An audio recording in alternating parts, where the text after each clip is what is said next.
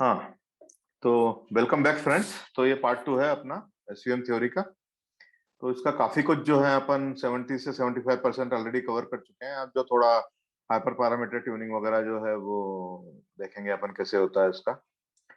तो welcome two part 2। और ये देखिए, अब एक और कंसेप्ट है इसमें एसवीएम में। एक अपन ने जो देखा था वो हार्ड मार्जिन क्लासिफायर था। मतलब हमारा जो मार्जिन था यहाँ पे, ये जो मतलब ये जो मार्जिन था हमारा P1 P2 P3 कांस्टेंट था 10, हार्ड मार्जिन क्लासिफायर था। तो हार्ड मार्जिन क्लासिफायर में क्या होता है कि ये कोई एरर एक्सेप्ट नहीं करता।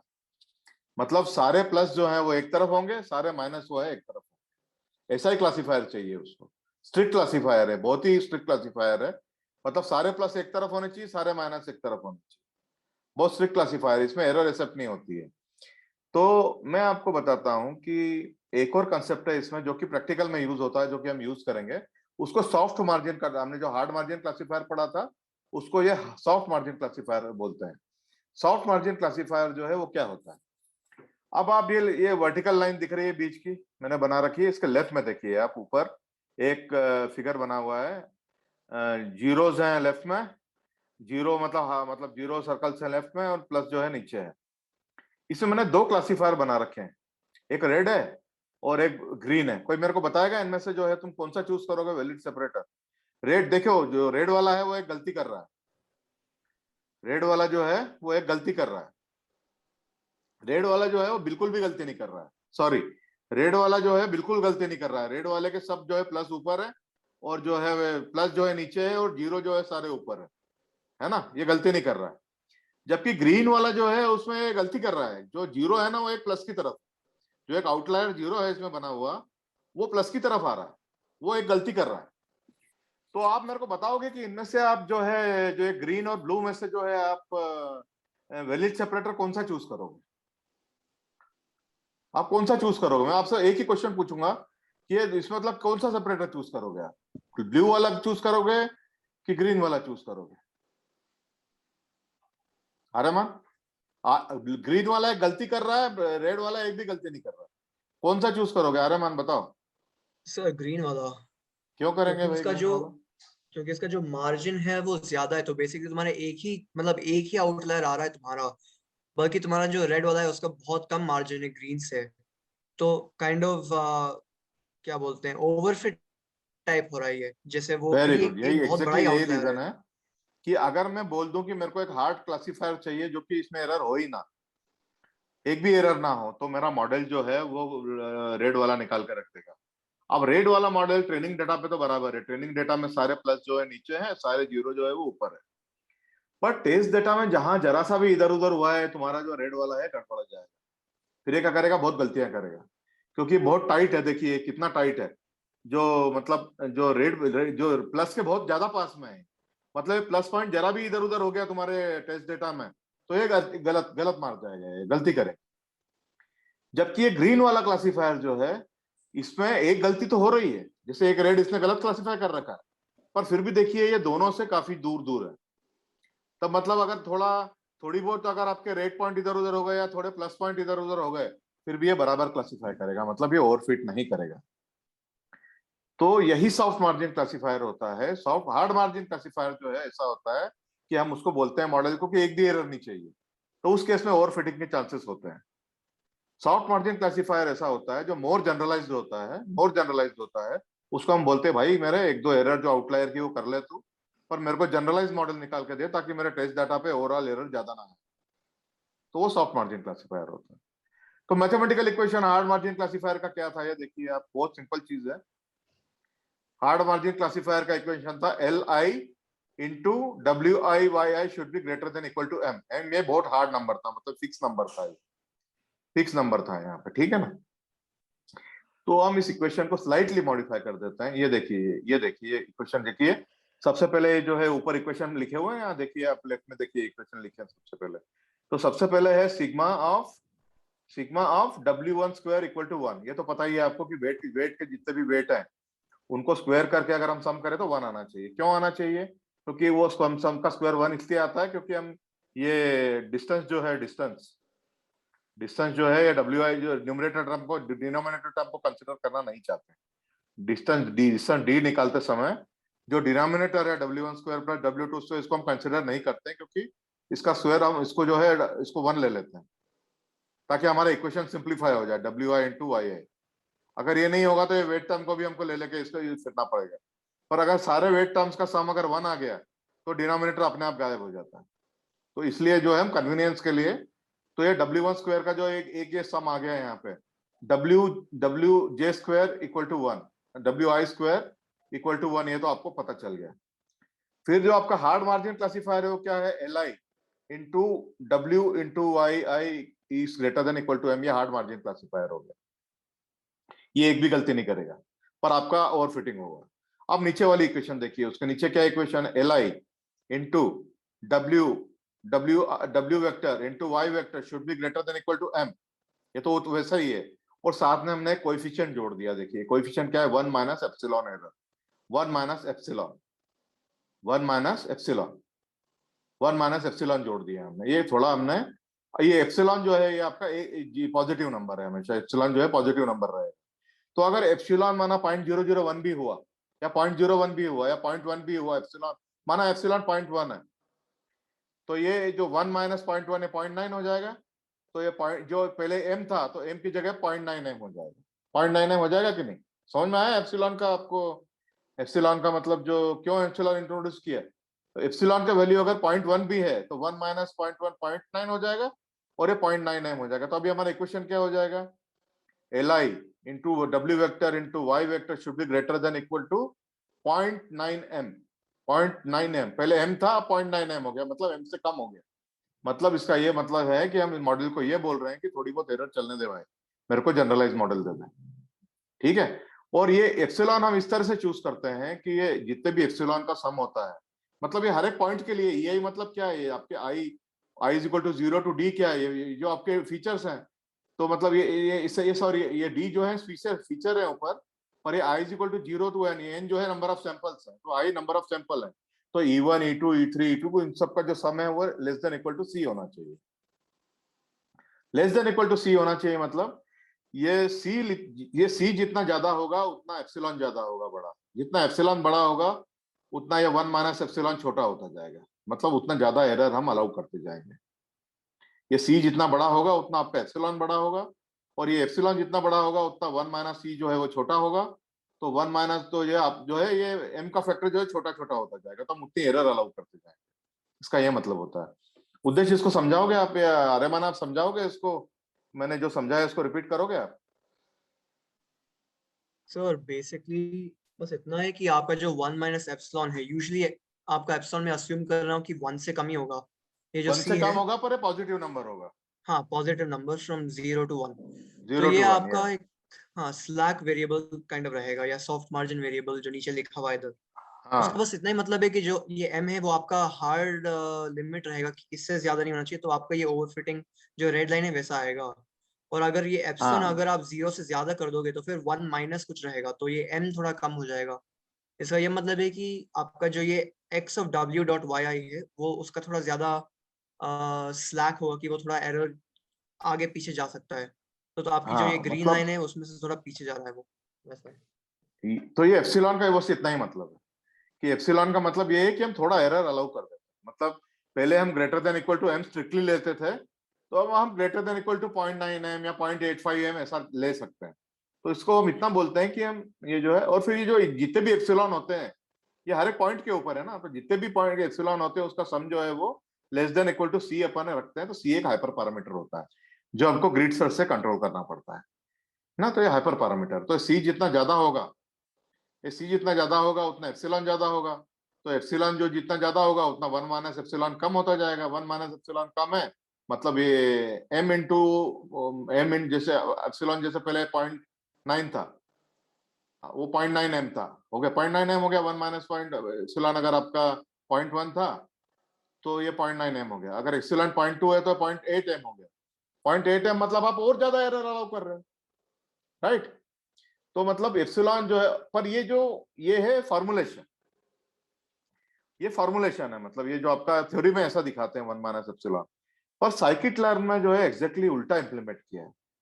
साइकिट लर्न में उल्टा इंप्लीमेंट किया है, मतलब क्या कि एप्सिलॉन जितना ज्यादा होगा उतना एरर कम होगा।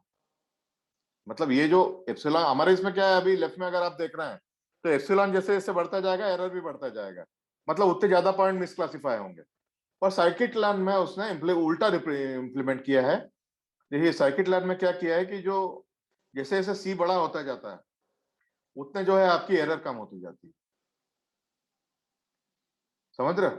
तो ये देखिए जैसे मैंने यहाँ पे प्लॉट किया हुआ है, साइकिट लर्न में है ना फार्मूले का उल्टा इंप्लीमेंट किया है, बस इतना ही ध्यान रखना है। साइकिट इंप्लीमेंटेशन में उल्टा देखिए।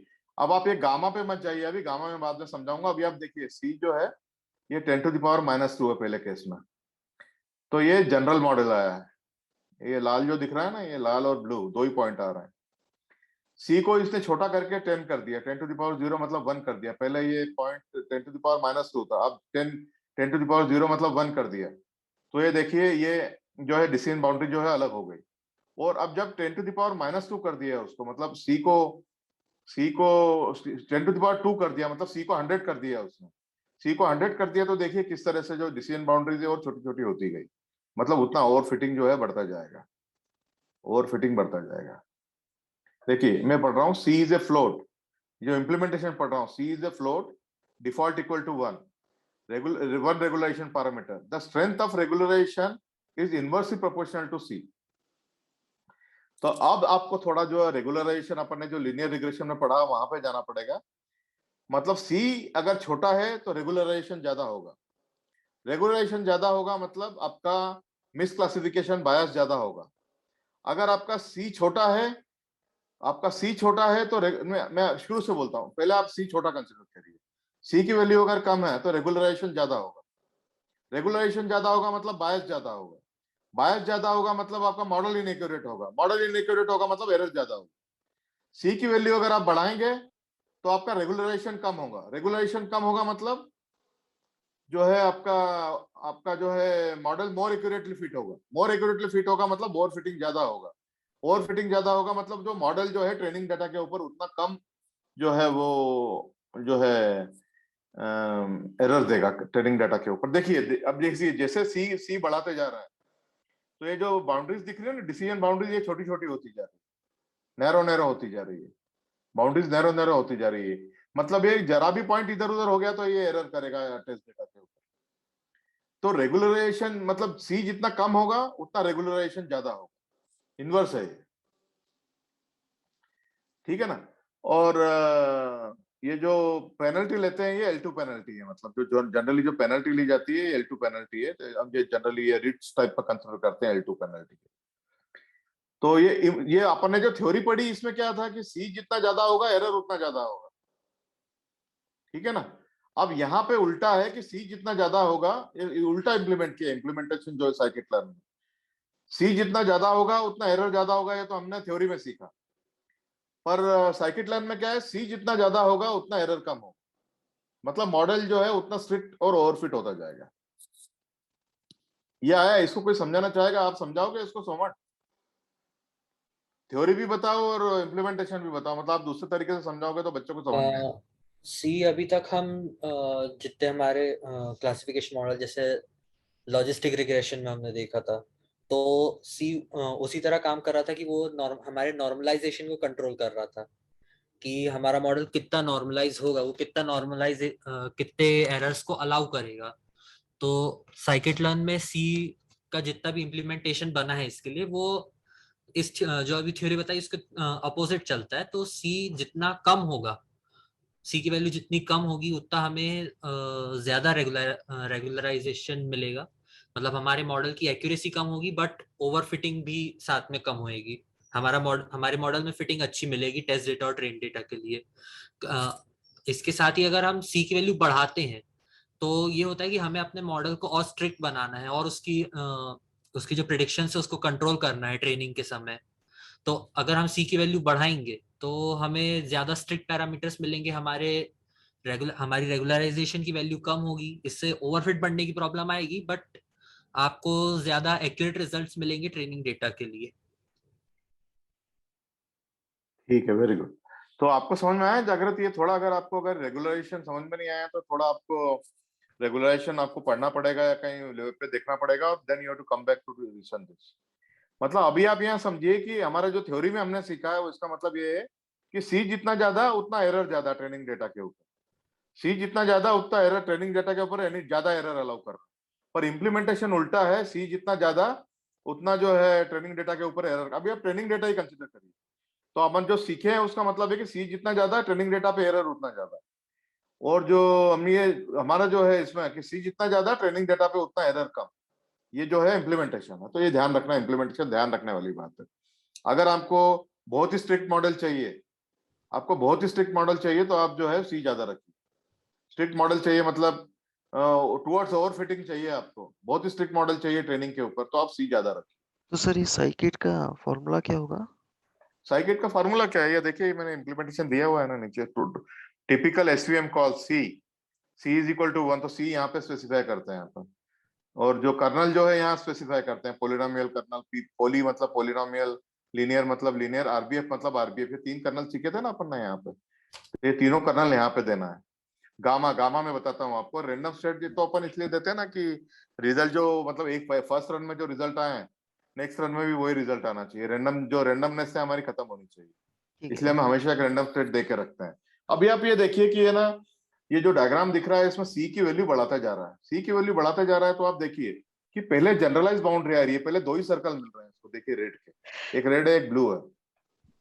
और जब इसने सी को सबसे आखिरी इसमें देखिए, जब सी को बहुत ज्यादा बढ़ा दिया है इसने, 100 कर दिया, तो देखिए 1 2 3 तो रेड मेरे को ही दिख रहा है, 3 रेड सर्कल मिल गए, ब्लू के भी 3 4 सर्कल दिख रहे हैं। मतलब ये उतनी स्ट्रिक्ट बाउंड्री बना दी उसने, जितना सी ज्यादा हो गया उतनी एरर कम अलाउ कर रहा है ट्रेनिंग डेटा के ऊपर। पर अब ये देखिए मॉडल ओवरफिट होगा, ये जब सी 100 हो गया है तो ये ओवरफिट होगा मॉडल। क्यों ओवरफिट होगा? क्योंकि ये बाउंड्री बहुत स्ट्रिक्ट डिफाइन कर रहा है, बहुत स्ट्रिक्ट बाउंड्री हो गई, छोटी छोटी बाउंड्री छोटी हो गई, एक तो रेड की बाउंड्री छोटी हो गई, ब्लू की भी छोटी हो गई, तो ये बहुत स्ट्रिक्ट बाउंड्री डिफाइन कर रहा है, तो ये ओवरफिट होगा। क्यों ओवरफिट होगा? क्योंकि जरा भी डाटा में वेरिएशन होगा तो बाउंड्री के बाहर गिरेगा, वो मिसक्लासिफाई हो जाएगा। जबकि सबसे पहला वाला देखिए, सबसे ऊपर वाला आप देखिए, जनरलाइज बाउंड्री है, एक रेड का सर्कल है और एक ब्लू का सर्कल है सी कम में। तो इसमें क्या होगा कि मतलब थोड़ा इधर उधर भी हो गया तो इसमें बैठ जाएगा, पर इसमें है ना थोड़ा आपका एरर शुरू में ज्यादा होगा, क्योंकि देखिए कुछ पॉइंट्स क्लासिफाई नहीं हो रहे हैं। तो यही ध्यान में रखिए कि मतलब सी जितना कम है, मॉडल तो उतना जनरल होगा, पर एरर उतना ही ज्यादा करेगा, बायस ज्यादा होगा उसमें। अब आप ये एक और इसमें हाइपर पैरामीटर होता है गामा। तो गामा पैरामीटर जिसमें 2 ही हाइपर पैरामीटर होता है, एक तो गामा और एक सी।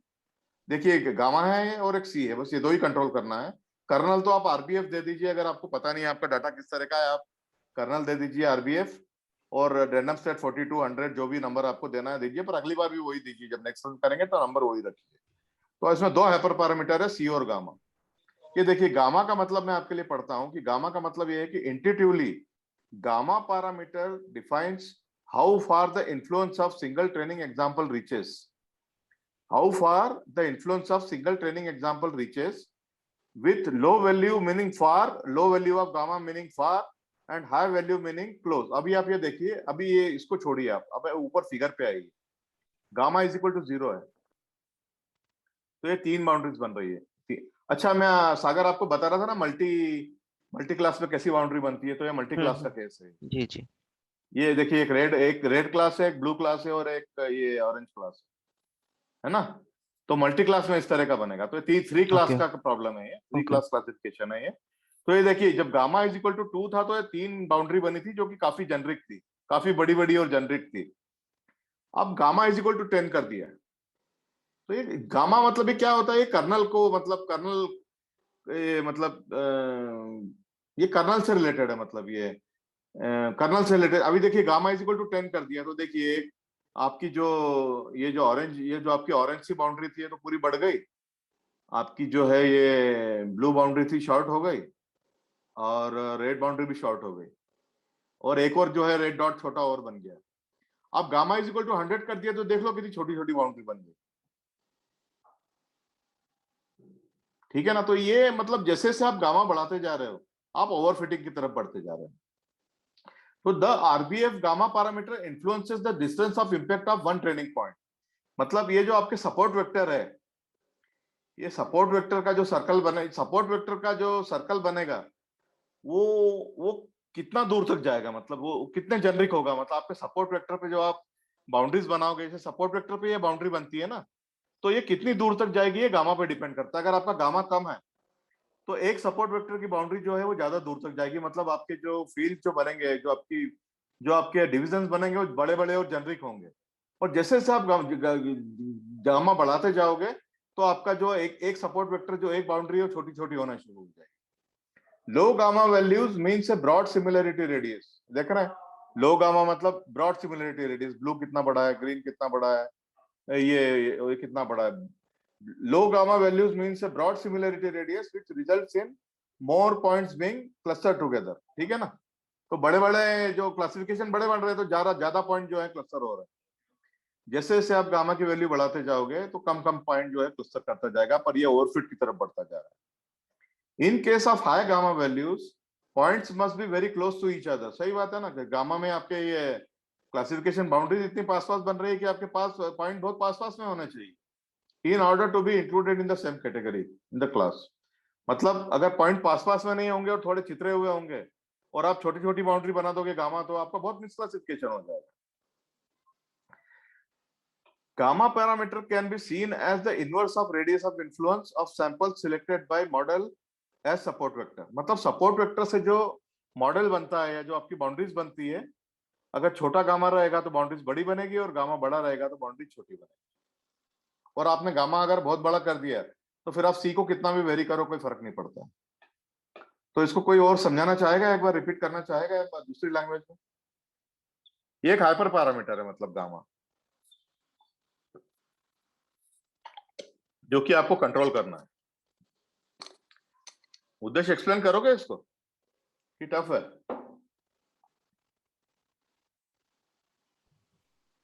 सर गामा मुझे जितना समझ में आया, गामा जो हमारी डिसीजन बाउंड्रीज हैं वो आपस में कितनी ओवरलैप करती है, आपस में एक दूसरे से कितने पास या दूर है उसको कंट्रोल करेगा। तो अगर गामा की वैल्यू कम है तो डिसीजन बाउंड्रीज एक दूसरे से बहुत अच्छे सेपरेटेड है, तो कोई पॉइंट्स भी ओवरलैप करने का चांस कम है। बट इस केस में मिसक्लासिफिकेशन हो सकता है। अगर हम गामा की वैल्यू बढ़ाते जाएंगे तो डिसीजन बाउंड्रीज एक दूसरे के पास आती जाएंगी और इसकी वजह से जो हमारे मिसक्लासिफिकेशन वो कम तो होंगे बट हमें ओवरफिट मिलेगा। हाँ, कुछ हद तक सही है। मतलब बस अभी इतना ध्यान रखिए कि अगर आपका गामा कम है तो आपकी बाउंड्रीज जो है वो ज्यादा जेनरिक और ज्यादा बड़े फील्ड्स मिलेंगे आपको। और जैसे जैसे आप गामा बढ़ाते जाएंगे आपकी बाउंड्री बाउंड्री श्रिंक होती जाएगी और आपको ज्यादा स्पेसिफिक, मतलब ज्यादा स्पेसिफिक छोटे छोटे आपको डिसीजन बाउंड्रीज मिलेंगे, पर उसमें ओवरफिट के चांसेस बढ़ेंगे क्योंकि आपकी बाउंड्रीज बहुत छोटी छोटी और स्पेसिफिक हो जाती है। तो ये आप इस ध्यान रखिए। इसमें दो हाइपर पैरामीटर, ये देखिए अब ये एक फिगर साइकिट लेंथ से लिया है मैंने।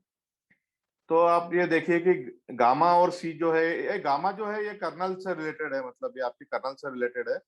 RBF gamma, the RBF gamma parameter influences the distance of impact of single screening point. मतलब एक सपोर्ट वेक्टर से जो आप बाउंड्री बनाते हैं उसका इन्फ्लुएंस कितना रहता है, कितने दूर तक रहता है, वो गामा बताता है।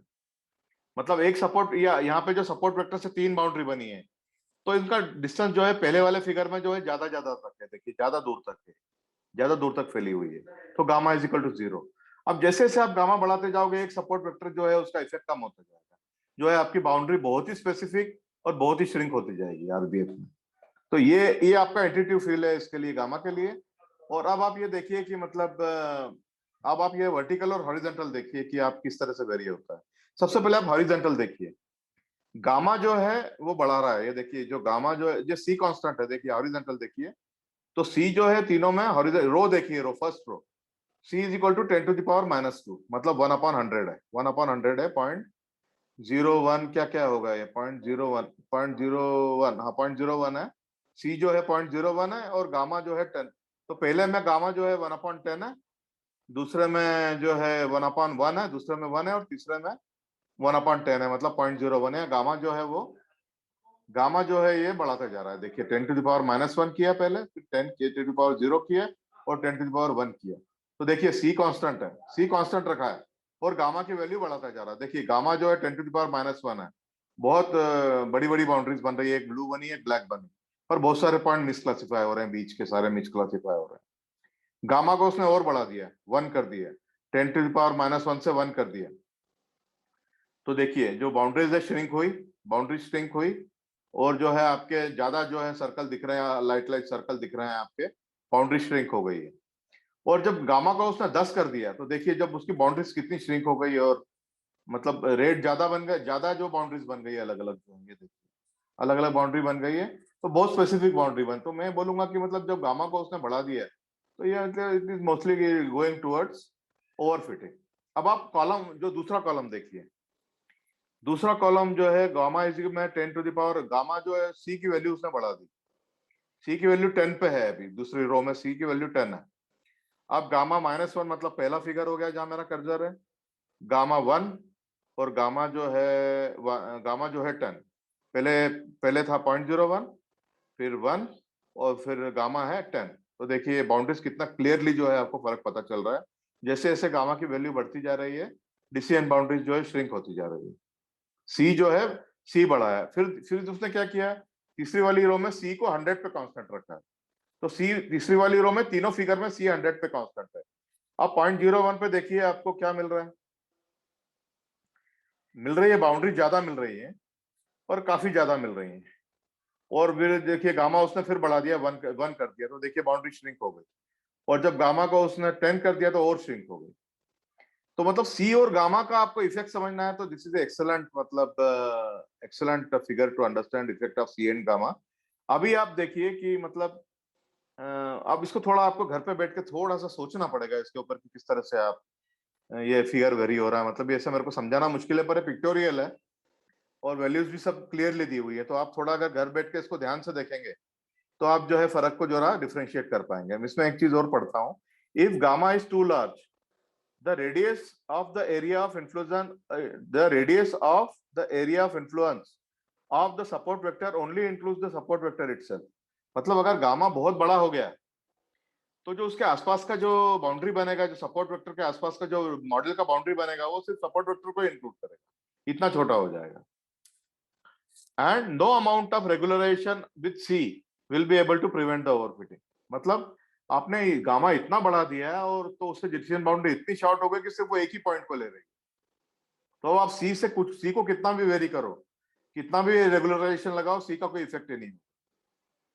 तो ये आपको थोड़ा सा पढ़ के, और थोड़ा सा मैं पीपीटी शेयर कर दूंगा आज आपसे, ताकि ये पीपीटी आपके पास रहे। तो ये थोड़ा सा, ये अगर आप देखेंगे ना फिगर किस तरह से वेरी हो रहे हैं, थोड़ा इसको आप टाइम देंगे तो थोड़ा समझ पाएंगे। तो आपको थोड़ा फील आना चाहिए कि गामा और सी का जो है क्या फर्क पड़ता है। तो सी इज ए रेगुलराइजेशन फैक्टर, मतलब कितनी एरर हम अलाउ करते हैं, और गामा जो है वो तुम्हारा ये आरबीएफ से, मतलब ये कर्नल से रिलेटेड जो है, influence of single training parameter. Influence of single training parameter जो है वो गामा है, 2 हाइपर पैरामीटर होते हैं। तो ये अपन कई बार कर चुके हैं, है ना। ये मैं आपको, आप घर जाके देखिएगा थोड़ा इसको। मैं आपको एक और चीज इसमें बताता हूँ कि जब आप आरबीएफ कर्नल लेते हैं, जो कि मोस्ट जेनरिक कर्नल है आरबीएफ कर्नल, तो आपको सी और गामा को जो है वो कंट्रोल करना पड़ता है ग्रिड सर्च से। जब आप पोलिनोमियल कर्नल लेते हो तो आपको सी सी डिग्री ऑफ सी, मतलब जो आपका रेगुलराइजेशन है वो डिग्री मतलब पॉलिनोमियल का डिग्री, और कोएफिशिएंट 0 मतलब जो आपका कांस्टेंट 0 होता है ना, W0 टर्म जो होती है कांस्टेंट टर्म, ये 3 चीजें कंट्रोल करनी पड़ती है। सी मतलब आपका रेगुलराइजेशन, डिग्री मतलब polynomial of degree 1, degree 2, degree 3, degree 4, coefficient मतलब जो आपका W0 है, W0 जो होता है उसमें आपको क्या वैल्यू देनी, ये कंट्रोल करना। और लीनियर है तो सिंपल ही है, लीनियर में तो आपको कोई प्रॉब्लम है नहीं, जो आप जो है सी रखिए, डिग्री इज इक्वल टू 1 दे दीजिए, और जो है कोएफिशिएंट्स को जो है थोड़ा एडजस्ट कर लीजिए। तो मतलब ये आपको कौन कौन से कंट्रोल करना है, आरबीएफ में आपको सी और गामा कंट्रोल करना है, और पॉलिनोमियल में आपको सी, डिग्री ऑफ पॉलिनोमियल, और जो वेट होता है कांस्टेंट W0, कोएफिशिएंट 0, वो कंट्रोल करना है। 3 चीजें कंट्रोल करनी है आपको। तो ये जो है ये हाइपर पैरामीटर्स है आपके इसके एसवीएम के। और गामा 0, गामा 10, गामा 100, गामा बढ़ाते जाने से क्या होता है अपन ने डिस्कस किया, सी बढ़ाते जाने से क्या होता है डिस्कस किया, और सी और गामा दोनों वेरी करने से क्या होता है, ये फिगर को आप थोड़ा स्टडी कीजिए। देखिए पहली रो में उसने जो है सी को 0.01 पे कांस्टेंट रखा है और गामा को बढ़ाया है। दूसरी रो में इसने सी को 10 पे कांस्टेंट रखा है और गामा को बढ़ाया है। और तीसरी रो में इसने सी को 100 पे कांस्टेंट रखा है और गामा को बढ़ाया है। थोड़ा टाइम देके इस फिगर को स्टडी कीजिए कि दोनों को अगर हम वेरी करते हैं तो किस तरह से मतलब क्या इफेक्ट आता है इसका। एक सी रेगुलराइजेशन है और गामा जो है मतलब आपका सिंगल ट्रेनिंग पैरामीटर का कितना इन्फ्लुएंस होता है, मतलब जो आपकी डिसीजन बाउंड्री होती है वो सिंगल सपोर्ट वेक्टर से कितना उसका इफेक्ट होता है, कितनी दूर तक, how far the effect goes, वो है गामा आपका पैरामीटर। मतलब आप ध्यान रखिए कि आपका ओवरफिटिंग कितना होगा। आप थोड़ा इसको ओवरफिटिंग से ध्यान में रखिए कि जैसे जैसे आप गामा बढ़ाते जाएंगे आपकी डिसीजन बाउंड्री जो है वो श्रिंक होती जाएगी, तो आपका ओवरफिटिंग जो है बढ़ता जाएगा। फिर आपको इसमें ये ध्यान में रखने की जरूरत है कि जब आरबीएफ कर्नल यूज करते हैं जो कि मोस्ट कर्नल है, मोस्ट जेनरिक कर्नल है, उसमें आपको सी और गामा कंट्रोल करना है।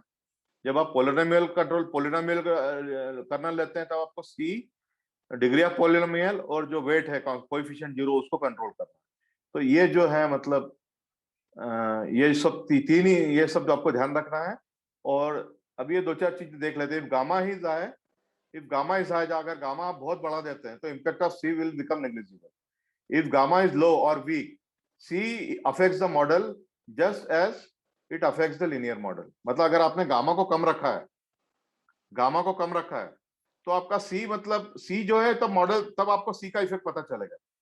तो सी का इफेक्ट आपको पता चलेगा just as it affect the linear model. मतलब लीनियर मॉडल में जो सी का इफेक्ट होता है वही लगभग जो मॉडल जो है एसवीएम में भी होगा अगर गामा वीक है तो। पर अगर गामा आपने बहुत हाई रख दिया है तो फिर सी का कोई ज्यादा फर्क पड़ता नहीं है, कोई मतलब सी का उतना फर्क पड़ता नहीं गामा। तो गामा मतलब बहुत मतलब ये मॉडल जो है गामा के लिए बहुत सेंसिटिव होता है, ठीक है ना। अगर आपको सी का भी इफेक्ट चाहिए तो गामा जो है आप ऑप्टिमम लेवल पे या लो लेवल पे रखिए, तो आपको ज्यादा जेनरिक मॉडल मिलेगा। तो ये आपको थोड़ा गडमगड हो गया होगा, थोड़ा कंफ्यूजन भी हुआ होगा। तो ये जितना भी आपको चाहिए ना इसमें, मतलब आपको गामा और सी में जितना भी वेरिएशन चाहिए, तो ये आप पीपीटी की मतलब ये जो पीपीटी है उसका अगर आप टेक्स्ट पढ़ लेंगे और ये फिगर्स को देख लेंगे तो that is enough for you. तो मैं आपको पीपीटी शेयर कर देता हूँ, घर जाके इसको थोड़ा ध्यान से पढ़िए तो ये आपको समझ में आ जाएगा कि गामा और सी का क्या इफेक्ट होता है। और जब पोलिन आरबीएफ रखते हैं तब कौन से हमारे हाइपर पैरामीटर होते हैं, और पॉलिनोमियल रखते हैं तो कौन से हाइपर पैरामीटर होते हैं। तो ये कौन सा काम करने से क्या होता है, एरर कब कम ज्यादा होती है, एरर कब ज्यादा होती है, जेनरिक मॉडल कब मिलता है, ओवर फिटिंग कब होता है। तो ये अभी अपने डिस्कस किया, पर आपको एक ही बार में ध्यान में रखना बहुत मुश्किल हो जाएगा। तो घर जाके आप इसको थोड़ा पढ़िए। अभी जब भी आप पढ़ेंगे तो ये 3 स्लाइड आप पढ़िए, 1 स्लाइड, 2 स्लाइड, 3 स्लाइड, या 3 स्लाइड और 4 स्लाइड। इसमें आपको पूरा गामा और सी का मतलब समझ में आएगा। बहुत सारे इंटरव्यू क्वेश्चंस भी इस पे आते हैं और जब हम प्रॉब्लम सॉल्व करते हैं तो हमको पता होना चाहिए कि गामा वेरी करने से क्या होता है, सी वेरी करने से क्या होता है, पॉलिनोमियल गामा वेरी से, गामा के वेरिएशन से क्या होता है, सी के वेरिएशन से क्या होता है। तो ये हमको जो है पता होना चाहिए थोड़ा।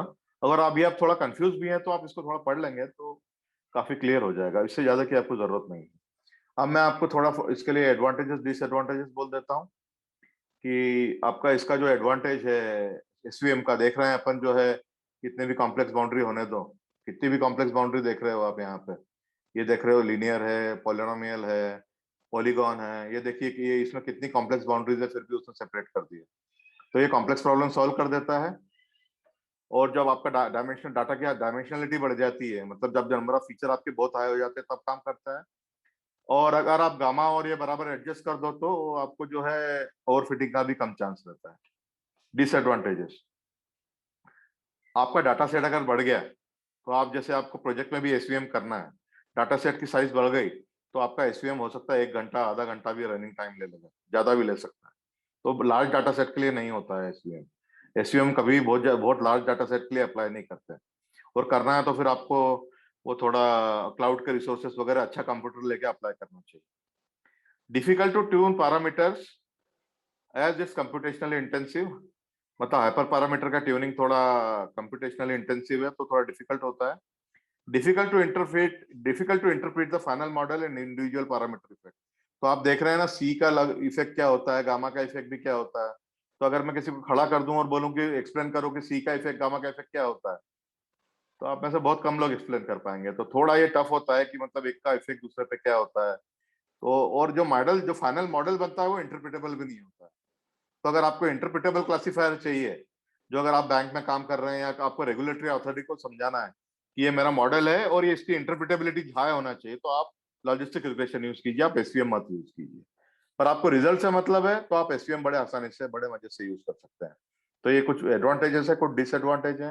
एप्लीकेशन मतलब जहां भी हाई डायमेंशनलिटी होती है वहां इसका एप्लीकेशन है। आप फेस डिटेक्शन, तो फेस डिटेक्शन में आप फेस का फोटो लेते हैं, तो जब भी आप इमेज प्रोसेसिंग करते हैं, जब आप जैसे आप थोड़ा डीप लर्निंग में सीखोगे तो उसमें जब नंबर ऑफ डायमेंशन होते हैं, हर एक पिक्सल उसका एक डायमेंशन होता है। तो फेस रिकॉग्निशन में जो आप इमेज फीड करेंगे उसका हर एक पिक्सल एक डायमेंशन होता है। तो हम सोचो नंबर ऑफ डायमेंशन कितने होंगे, मिलियंस तक में जा सकते हैं, कुछ थाउजेंड्स मिलियंस में जाते हैं जो नंबर ऑफ फीचर्स होते हैं। फिर जो है आपका बायोलॉजिकल मतलब बायोटेक्नोलॉजी में या फिर जो फार्मास्यूटिकल में इसका एप्लीकेशन है, जैसे protein fold and remote homology detection. तो ये कुछ इसका बायोटेक्नोलॉजी का फील्ड है। इसमें भी नंबर ऑफ हाइपर पैरामीटर्स, बहुत नंबर ऑफ फीचर्स बहुत हाई होते हैं। जैसे न्यू ड्रग डिस्कवरी है, उसमें सब में यूज करते हैं। Text and hyper text categorization, जब टेक्स्ट प्रोसेसिंग हम करते हैं उसको हम बोलते हैं नेचुरल लैंग्वेज प्रोसेसिंग। हमने कवर नहीं किया है वो, तो उसमें नेचुरल लैंग्वेज प्रोसेसिंग में भी नंबर ऑफ फीचर्स बहुत हाई होते हैं। ऐसे ही हैंड राइटिंग रिकॉग्निशन है, उसमें भी हाई होते हैं।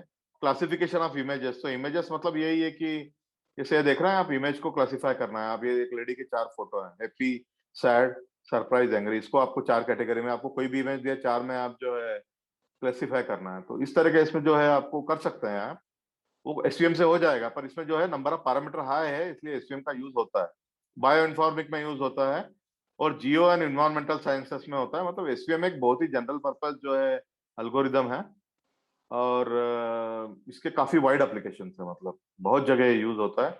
बस एक ही बात ध्यान रखिए कि जब आपका डाटा सेट का साइज, डाटा सेट का साइज मतलब नंबर ऑफ फीचर की बात नहीं कर रहा हूं मैं, number of rose, number of instances जब आपके ज्यादा हो जाते हैं, तब आपका एसवीएम जो है कंप्यूटेशनली बहुत इंटेंसिव हो जाता है, कंप्यूटेशनली बहुत ज्यादा टाइम लेता है। ये आपको एक्सपीरियंस आएगा जब आप अपना प्रोजेक्ट भी करोगे, तब भी आपके समझ में आएगी ये चीज। तो ये है अपना कैंसर डायग्नोस्टिक्स में, कैंसर डायग्नोस्टिक्स करते हैं।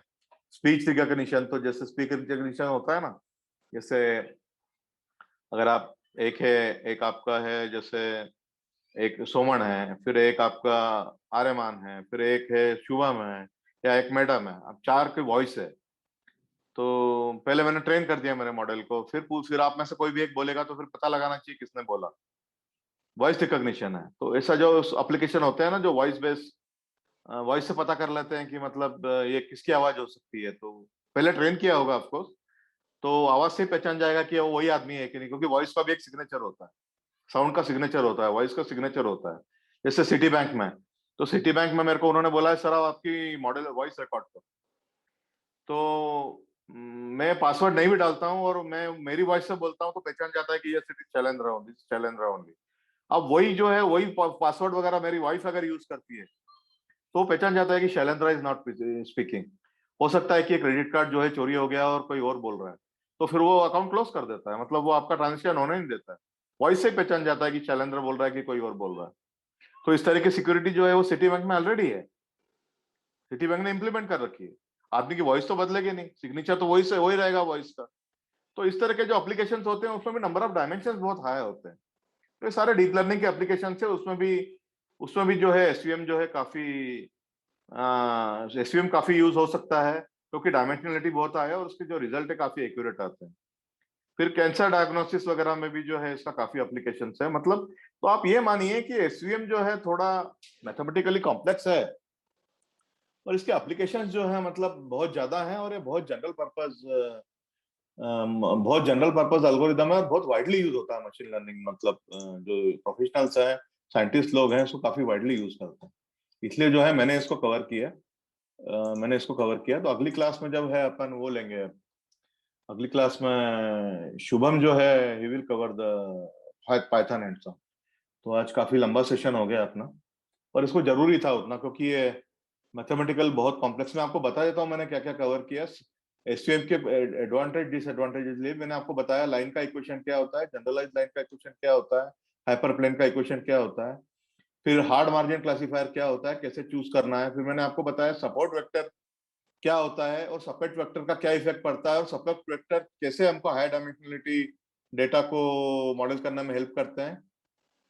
फिर मैंने आपको बताया कि एसवीएम का जनरल नोटेशंस क्या होते हैं और एसवीएम का इक्वेशन क्या होता है, WI और ये 1 क्यों इंट्रोड्यूस करते हैं, 1 x1 x2 x3 1 क्यों इंट्रोड्यूस किया, डॉट प्रोडक्ट क्या है, WI जो है वो नीचे क्या है। तो ये एक हमने जो है जनरल इक्वेशन देखा एसवीएम का। फिर हमने देखा कि एक पॉइंट का प्लेन से डिस्टेंस कैसे निकाला जाता है, और उसके लिए एक कंडीशन ये होती है कि जो वेट का स्क्वायर करके, वेट जितने वेट्स होते हैं उसका स्क्वायर करके अंडर रूट ले तो नंबर 1 होना चाहिए। मतलब वेट को स्क्वायर करके सम करें तो 1 होना चाहिए, एक हमारी प्राइमरी कंडीशन है। ऐसी कंडीशन क्यों है, ताकि हमारा जो नोटेशन जो है वो बहुत ही मतलब कंसाइज हो जाता है। W vector into Y vector is equal to आपका डिस्टेंस हो जाता है। W वेक्टर और Y वेक्टर जो है उसका डॉट प्रोडक्ट ले लो, आपको डिस्टेंस मिल जाता है। तो जैसे कि मैंने सागर को प्रॉमिस किया, इस समय जो है एक सेपरेट न्यूमेरिकल वाली पीपीटी बना के मैं आपको थोड़ा सागर जब रहेगा तो मैं आपको बताऊंगा। फिर मैंने आपको बताया कि ये हार्ड मार्जिन क्लासिफायर का इक्वेशन, जनरलाइज इक्वेशन क्या होता है, और ये एसवीएम का जो है ऑप्टिमाइजेशन प्रॉब्लम क्या है। फिर मैंने आपको बताया कर्नल ट्रिक क्या होती है, कैसे मतलब नॉन लीनियर डेटा को मैथमेटिकल ट्रांसफॉर्मेशन लगा के जो है हम लीनियर डेटा में कन्वर्ट कर सकते हैं। जैसे अपन ने देखा यहाँ पे सर्कुलर को अपन ने लीनियर में कन्वर्ट कर दिया मैथमेटिकल ट्रांसफर लगा के। फिर अपन ने देखा 3 तरह के कर्नल अपन ने देखे, लीनियर, पॉलिनोमियल और आरबीएफ कर्नल। ये कब कब कौन से लगाना है मैंने बताया, और मैंने बताया जब आपको पता नहीं कि आपका डेटा किस तरह का, आप डायरेक्ट आरबीएफ लगा दीजिए।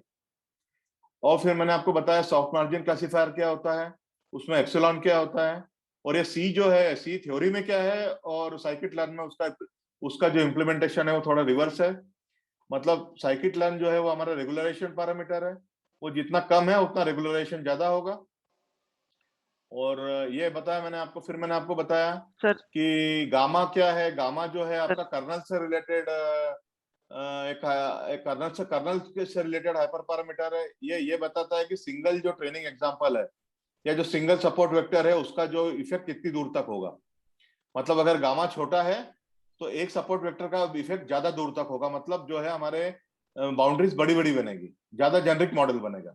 और फिर मैंने बताया कि गामा और सी दोनों वेरी करने से क्या होता है, इसमें आप मेरी गारंटी है 99% लोग इसमें कंफ्यूज होंगे, तो घर पे जाके थोड़ा इसको देखिए आप, ये जब दोनों वेरी करने से किस तरह से आपका डायग्राम वेरी हो रहा है, ये सर देखिए एक आप।